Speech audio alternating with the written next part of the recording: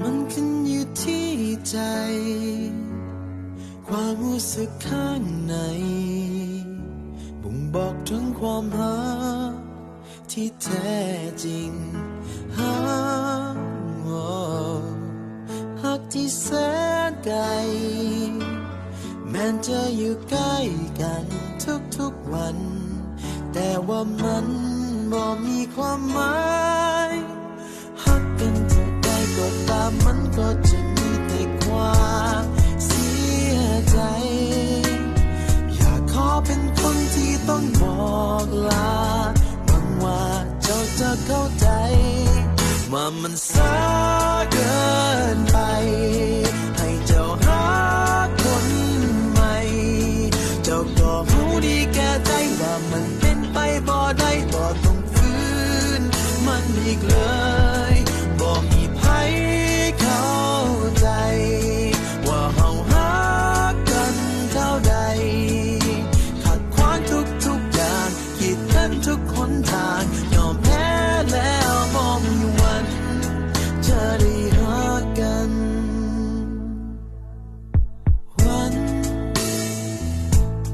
วันที่เฮาเลิกกันวันที่ขาดสัมพันธ์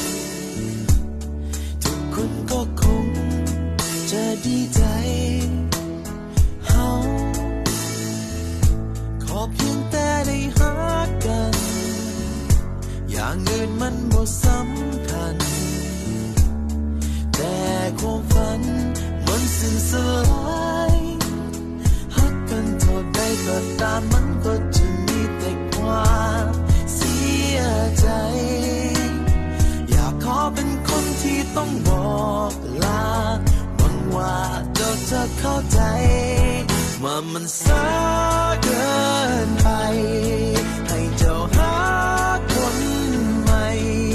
เจ้าก็รู้ดีแก่ใจว่ามันเป็นไปบ่ได้บ่ต้องฝื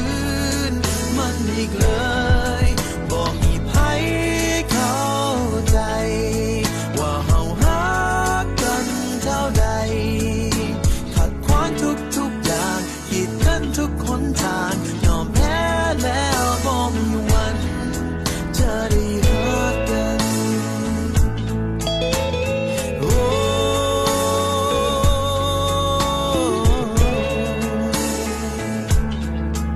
่มีวัน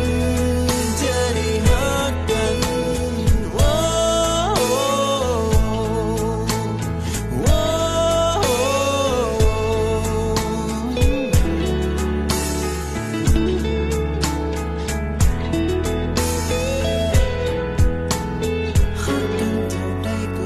มันก็จะมีแต่ความเสียใจอยากขอเป็นคนที่ต้องบอกลาหวังว่าเจ้าจะเข้าใจว่ามันสา